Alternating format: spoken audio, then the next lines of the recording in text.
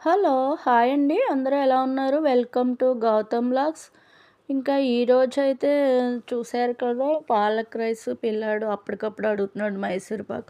మార్నింగే పూజ చేసుకున్నాను. దానికోసమేమో వినాయకుడికి కొంచెం కుడుములు వండాను. అవే టిఫిన్ కింద కూడా తినొచ్చని కొన్ని కిచెన్లో ఉంచుకుని 11 కుడుములు మాత్రం వినాయకుడికి పెట్టాను.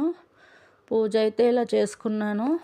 వక్రతుండ మహాకాయ సూర్యకోటి సమప్రభ నిర్విఘ్నం కురు మే దేవ సర్వకార్యే సర్వదా సర్వవిఘ్నోర్హం దేవం వందేహం గణనాయకం ఏకదంతం పాస్మహే. ఆ విఘ్నేశ్వరుడు ఆశీస్సులు మనందరికీ ఉండాలని కోరుకుంటున్నాను. ఇంకా బయట అయితే కారిడార్లో తులసమ్మ వారికి కూడా దండం పెట్టుకున్నాను. ఆ సూర్యనారాయణమూర్తి కిరణాలు చూడండి, పైనుంచి కారిడార్లోకి ఆ కిరణాలు ఎలా పడుతున్నాయో. ఆ సూర్యభగవానుడు ఆశీస్సులు కూడా అందరికీ ఉండాలని కోరుకుంటున్నాను. ఇదైతే మా మనవడు మేము అందరూ ప్రయోగరాజ్ వాటర్తో తలస్నానాలు చేసాము.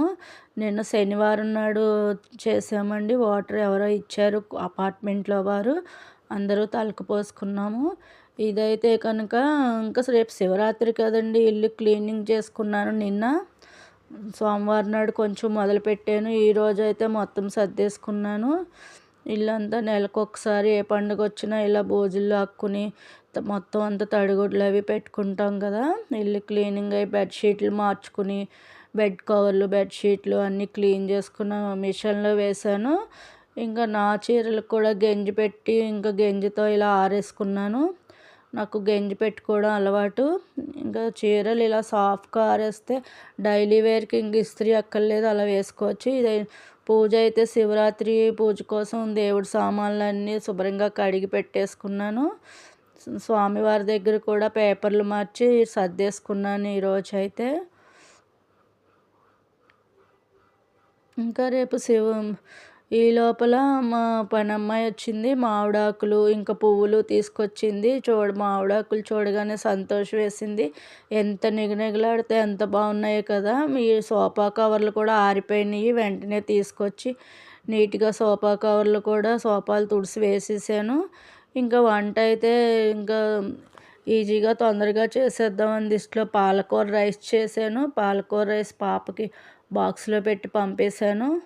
ఇంకా నాకైతే పాలకూర రైస్ పెట్టుకున్నాను. పాలక్ రైస్ ఎలా తిన్నా బాగానే ఉంటుంది కదండి. కొంచెం పెరుగులో వేసుకుని తిన్నాను. ఇంకా విడిగా రకరకాల వంటలు ఏమి చేయలేదు. ఓన్లీ పాలకూర రైస్ పెరుగన్నమే తిన్నాము ఇవాళ. మా మనవడి కోసం అయితే కూడా తీసి పెట్టేశాను. ఇవన్నీ పనులు చేసుకునేసరికి 12 అయిపోయిందండి. ఇంకా పాలకూర రైస్ తోటి అయితే బుడ్డోడి కోసం పెట్టేశాను. వాడు రాగానే నాకు పాలకూర రైస్ వద్దు నానమ్మ, నాకు మైసూర్ పాకం కావాల్సిందే అని ఒక్కటే గొడవ పెట్టేశాడు. ఇంకా ఏం చేయాలో అర్థం కాక అన్నం తినట్లేదని ఇంట్లో 1 గ్లాస్ శనగపిండి ఉంటే దాన్ని కొంచెం వేగించి పక్కన పెట్టుకుని మరి 1 గ్లాస్ తోటి పంచదార తీసుకుని దాన్ని కూడా ఉడకబెట్టి ఏ గ్లాస్తో తీసుకున్నామో శనగపిండి అదే గ్లాస్తో పంచదార వేసి దీంట్లో దానికి తగ్గ దేంతో పంచదార వేసామో దానిడే వాటర్ వేసి కరగబెట్టుకోవాలి. ఈ వాటరు బాగా కొంచెం లైట్గా తీగపాకం వచ్చి ఇలా చేత్తో ఇలా తీగపాకం వచ్చేసరికి ఉడకపెట్టుకోవాలి. ఇంకా ఒకదాన్నే వీడియో తీసుకునేటప్పుడు ఒక్కొక్కసారి సరిగా వీలవదు, మీకు తెలుసు కదా విషయం.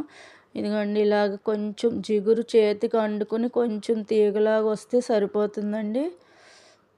ఇంకా ఎక్కువ ఉంచడానికి కాలిపోతుంది గట్టిగాను. అదిగో అలా తీగ వస్తే సరిపోతుంది. ఇప్పుడు వెంటనే ముందుగా వేగించి పెట్టుకున్న దాన్ని కూడా వేసేయాలి. వేసేసి అసలు కొలతగా అయితే గ్లాసుడు శనగపిండికి 2 గ్లాసులు నెయ్యి పోయాలి.